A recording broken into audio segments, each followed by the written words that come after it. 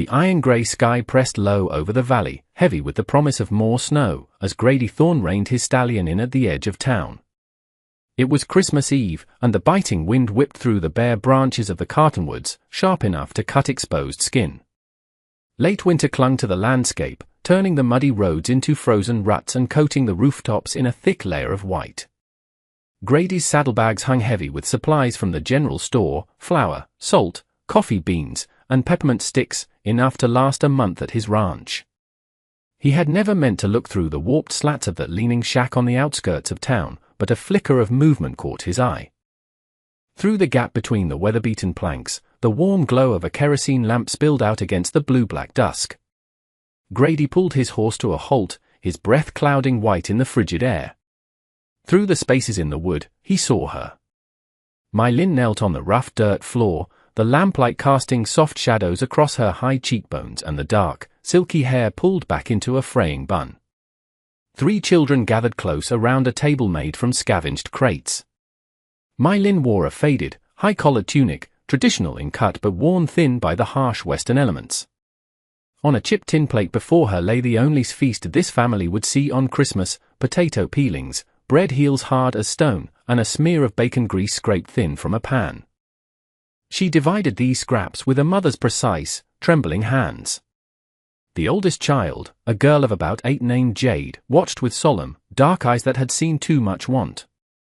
A boy of 6, Chen, sat cross-legged with his hands folded politely in his lap. The youngest, little Bo, barely 4, swung his feet and smiled at the meager pile as if it were a banquet of roasted goose and plum pudding. My Lin portioned out the peelings into 3 small piles. She broke the hard bread into pieces, softening them with the grease, arranging them beside the scraps. "There now," she said, her voice bright and melodic, masking the tremor of exhaustion. "A fine Christmas supper for my fine children." Jade touched her mother's sleeve gently. "Mama, aren't you eating?" "I had plenty earlier while I was cooking," My Lin lied, her smile never wavering. "Sweet girl, this is all for you. Eat up before the cold gets it." Grady's throat closed like a fist. He knew hunger. He had known it as a boy before his own mother's rough hands and his grit built what became the Thorne Ranch. But he had forgotten its face until this moment. He watched the way the children accepted scraps without complaint because they trusted the woman who served them. His saddlebags hung heavy with abundance, her cupboard stood bare as bone. Grady backed his horse away slowly, his heart hammering against his ribs. The children's voices drifted through the cold air, thanking their mother for the meal she had made from garbage. My Lin's laugh followed, warm, genuine, and defiant against the cruelty of their poverty. It was the sound of a woman refusing to let the world steal her children's joy. He rode toward his ranch as the sun set, painting the snow-covered hills in shades of violent violet and bruised orange. The land stretched wide around him, 300 acres of prime grazing, barns full of winter feed, and a house with more rooms than one man needed. He had built it all from nothing, proving every doubter wrong, succeeding beyond his boyhood dreams. But tonight, the emptiness of it struck him like a physical blow. The weight of what he had seen felt heavier than any saddle he had ever carried. Grady stared at his dinner table an hour later, unable to lift his fork. His housekeeper, Mrs. Higgins, had set out a roasted chicken with potatoes and glazed carrots. Fresh bread, still warm from the oven, sat in a woven basket. Preserved peaches glistened in a china bowl. Steam rose from the dishes, filling the dining room with smells that should have made his mouth water. All he saw was My Lin dividing potato peels. "Mr. Thorne?" Mrs. Higgins stood in the doorway, concern creasing her weathered face. "Is the chicken not to your liking?" "It's fine," Grady said, pushing his plate away. "I'm just not hungry tonight." "Not on Christmas." She didn't argue, gathering the dishes with the quiet efficiency of a woman who had kept house for him for 5 years. When she left, Grady sat alone in the large room, the lamplight throwing shadows across walls that never heard children's laughter. He made his inquiries carefully the next morning, Christmas Day. The mercantile owner, Mr. Abernathy, was sorting inventory when Grady walked in. "My Lin?" Abernathy grunted, weighing a sack of grain. She keeps to herself.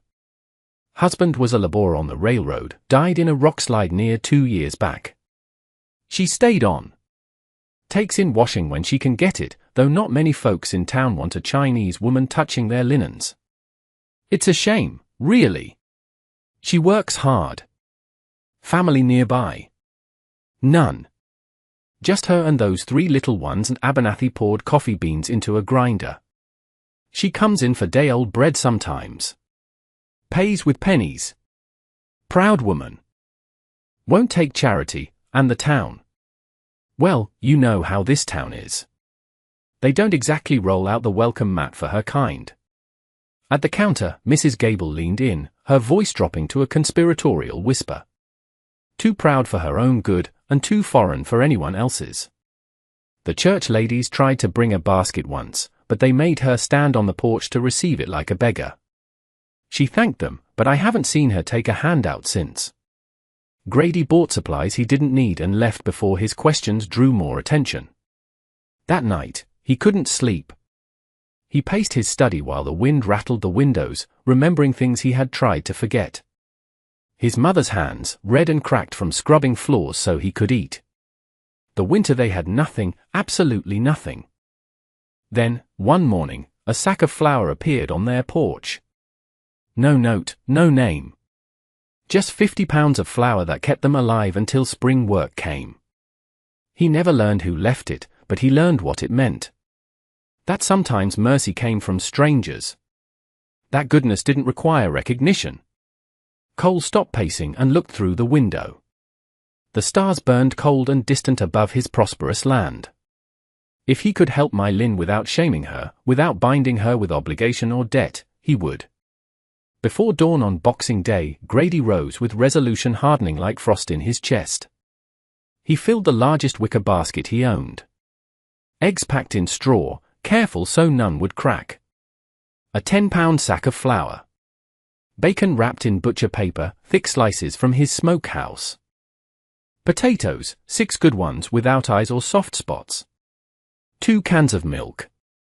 Dried apples. A small sack of sugar that cost more than it should, but would let those children taste sweetness. He wrapped everything in a clean cloth, tied it with twine, and left no note. The sky was still black when he saddled his horse. The stars were fading at the edges, dawn an hour away. His breath clouded white in the cold air as he rode toward town, the basket secured behind his saddle. No one stirred on the streets. The shops stood dark, windows reflecting nothing. Grady guided his horse through alleys he had never taken before, approaching My Lynn's shack from the back where fewer eyes might see. Her chimney showed no smoke yet. She would be sleeping still, conserving firewood, huddled with her children for warmth. The thought tightened something in Grady's chest. He dismounted quietly, his boots crunching softly on the frozen ground. The basket felt lighter than it should, though it held more food than he would eat in 3 days. He placed it on her doorstep, adjusting the cloth so the wind wouldn't disturb it. His hand shook slightly, though whether from cold or something else, he couldn't say. For a moment, he stood there imagining her opening the door to find abundance waiting. The shock on her face. Maybe tears. Gathering Jade, Chen, and Bo to show them the wonder of eggs and flour and sugar. The relief of a mother who could feed her children something more than garbage today. He retreated before light broke the horizon. Back at his ranch, Grady unsaddled his horse and stood in the barn as dawn painted the sky gold and pink. The empty stalls, the silent house, the land stretching away in all directions, he had built an empire but filled it with nothing that mattered. Maybe helping her family would fill something in him, too. He made a decision standing there in the growing light. This wouldn't be a single act of charity to soothe his conscience. Tomorrow he would bring another basket. And the next day.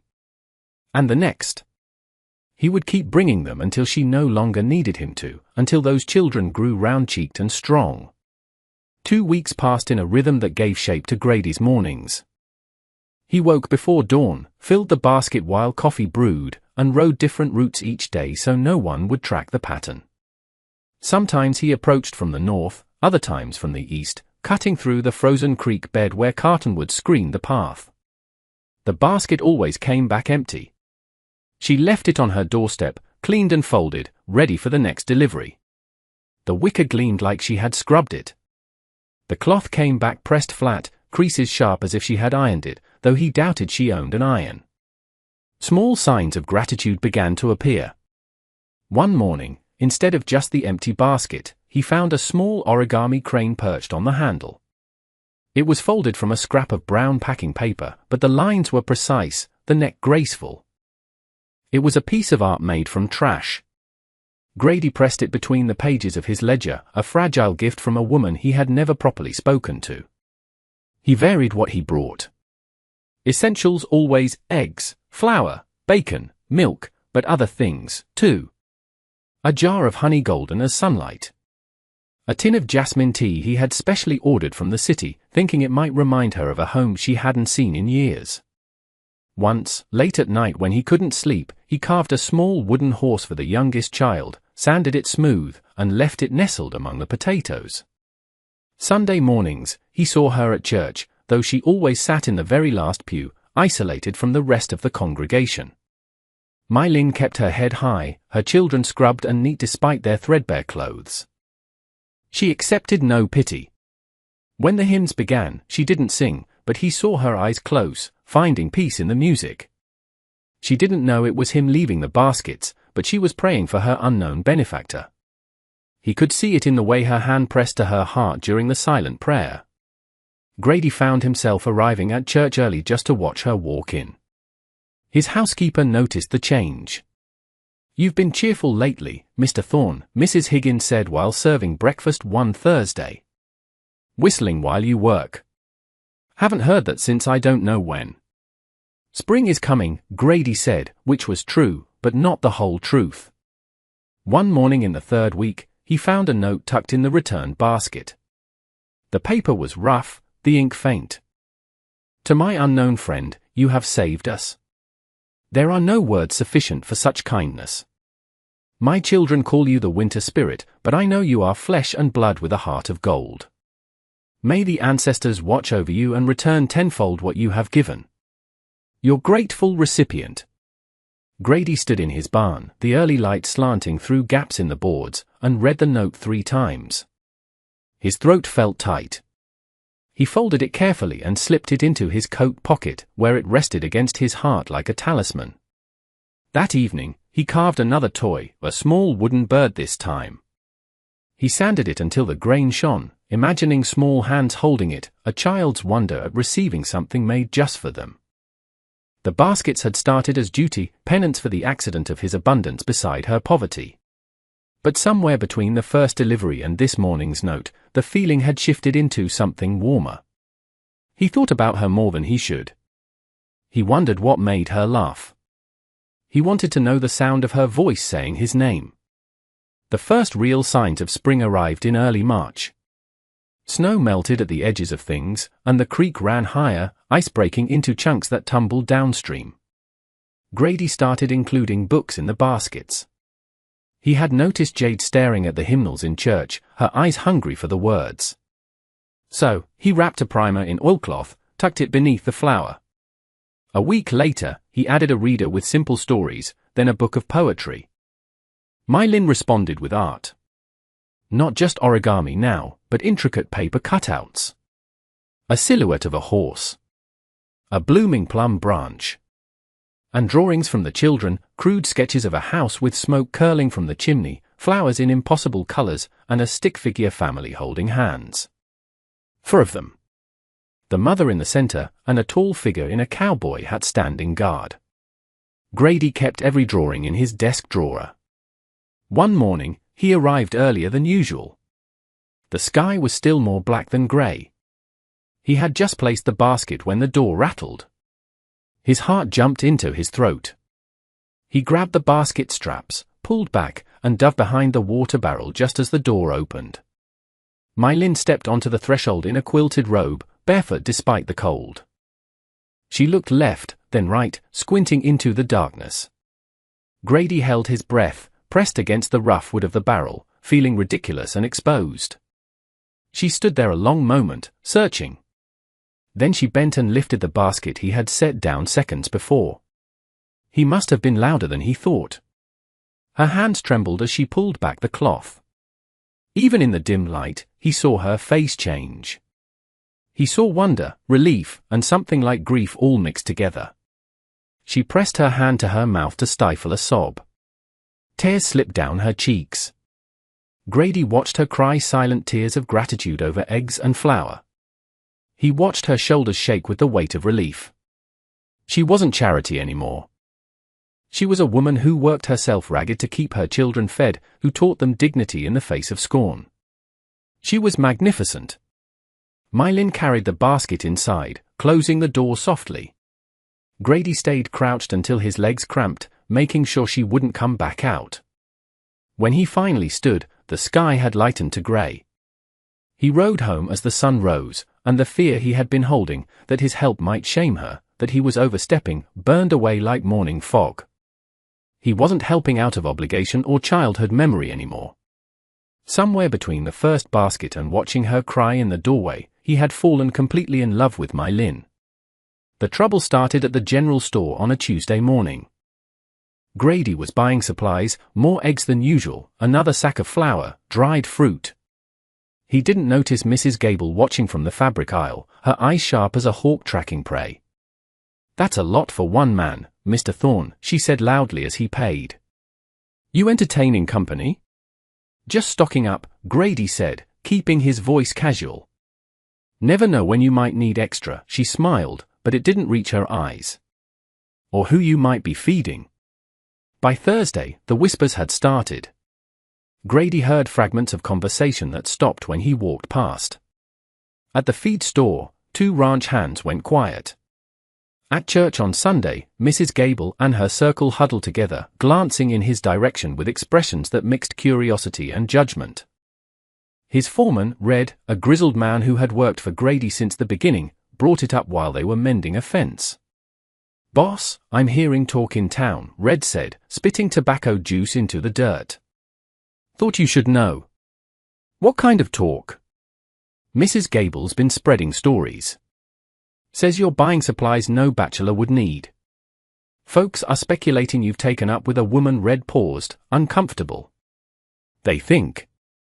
"Well, they think you're helping that Chinese widow." Grady hammered a post straight. "And what do they think about that?" "Divided opinions. Some call it charity. Others say it ain't proper. A white rancher and a foreign woman? You know how people are. They say it's unnatural." Grady drove the post with 3 hard strikes. "Let them talk." But the talking didn't stop. It spread like fire in dry grass. By the following week, Reverend Miller approached him. "Mr. Thorne," the Reverend said, pulling him aside after the service. "I've heard rumors. If you are offering charity to Mrs. Lynn, perhaps it would be better handled through the church board. We have proper channels. A man of your standing helping a woman of her background privately? It invites scandal. Proper channels." Grady kept his voice level. "You mean committees that decide she isn't from around here, so she doesn't deserve as much? I appreciate your concern, Reverend, but I'll handle my affairs as I see fit." The gossip reached My Lynn, too. That afternoon, she went to the store for thread and overheard Mrs. Gable speaking to another woman. "He's been leaving things for that Lynn woman. We all know what that means. Men like him don't give something for nothing. She's probably paying him in the only way she can." My Lynn's face burned. She fled the store without her thread, shame flaming hot in her chest even though she had done nothing wrong. That night, the basket didn't come. Grady sat in his study, the filled basket beside his desk. He couldn't move. The town's judgment pressed down on him. He could stop now. He could save his reputation. But then he imagined My Lynn's face finding the doorstep empty. He imagined those children going back to scraps because he was too cowardly to face gossip. He remembered the note. "You have saved us." If he stopped now, he was confirming the town's ugly whispers, that it was something shameful. Grady stood up. He grabbed the basket. But this time, he didn't wait for the cover of darkness. He waited for the sun to rise. He rode straight down Main Street as the town awoke. The basket was visible to anyone looking out their window. Let them see. Let them whisper. He was done hiding kindness. When he reached My Lin's shack, neighbors were already stirring. Mrs. Gable stood on her porch 2 houses down, broom in hand. The blacksmith paused by his forge. Grady felt their eyes, but he didn't turn away. He dismounted, walked to My Lin's door, and knocked loudly. Long silence. Then footsteps. The door opened slowly. My Lin stood there, dark hair loose around her shoulders, eyes red. Jade, Chen, and Bo peered from behind her skirts. "It was you," she whispered, looking from him to the basket. "It was me," Grady said. "May I come in?" She stepped back. The shack was spotless inside. Grady sat at the crate table, the basket between them. "I heard what they are saying," My Lin said, her voice shaking. "You shouldn't be here. It will ruin you." "I don't care what they say," Grady said. "I saw you that first night. Christmas Eve. Dividing scraps. I couldn't unsee it. I know what hunger looks like. My mother raised me on nothing but grit." Jade stepped forward. "Are you the one who brought the books?" Grady nodded. "I saw you reading the hymnals. Thought you might like stories." "I read them all," Jade said proudly. "I taught Mama the words." "Mr. Thorne," My Lin said, tears welling again. "I cannot repay you." "I'm not asking for repayment," Grady took a deep breath. "I have a ranch. Empty rooms. Full barns. A table too big for one man. I'm asking, hoping, that you and the children might consider making it home." My Lin froze. "As your housekeeper?" "No," Grady looked her in the eye. "As my wife. If you'll have me." You cannot mean that." The town can go to hell," Grady said softly. "I admire you, My Lin. You feed your children joy when there is no food. You hold your head high when they look down on you. That is not something to pity. That is something to honor. And I have fallen in love with you." Before she could answer, heavy boots stomped onto the porch. The door swung open. Reverend Miller stood there, flanked by Mrs. Gable and the store owner. A small crowd had gathered behind them. "Mr. Thorne," the Reverend barked. "We need to discuss this situation immediately. This is improper." Grady stood up. He walked out onto the porch, My Lin following him, fearful but standing tall. "Discuss what?" Grady challenged the crowd. "Your involvement with this woman," Mrs. Gable sneered. "It's a scandal. Bringing her food? And now entering her home in broad daylight. I've been bringing food to this family because they were hungry and I had plenty," Grady's voice boomed across the yard. "Because watching children eat potato peels on Christmas while I sat at a full table would have made me a coward." "You want to talk about what's proper? What's proper about a whole town letting a widow and 3 children starve because she doesn't look like you?" Silence fell. Shame flickered on a few faces. "I'm not asking your permission," Grady continued. "I have asked Mrs. Lin to marry me. To come live at the ranch. And anyone with an objection can bring it to me directly." He looked at My Lin. She reached out and took his hand. Her fingers were trembling, but her grip was strong. "Yes," she said, her voice clear enough for everyone to hear. "I accept." Mrs. Gable opened her mouth to speak, but the blacksmith, a quiet man named Miller, stepped forward. "About time someone did the right thing," he grunted. He tipped his hat to My Lin. Slowly, the crowd dispersed.